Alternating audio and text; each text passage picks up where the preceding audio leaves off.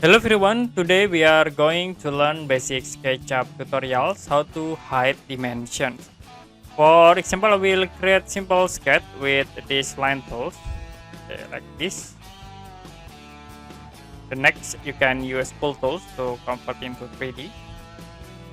And then to set dimension, we can use dimension tools. Click at this icon. I will click from this corner point here. And then from this point to the top, dimension. The next in it from this point into this point.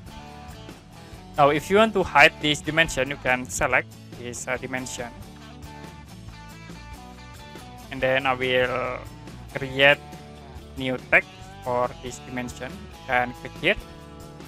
Now you can select this text and then click at this icon to apply dimension. You can click the dimension. And now to hide, you only click at this icon to hide the dimension. To show again, you can click this option.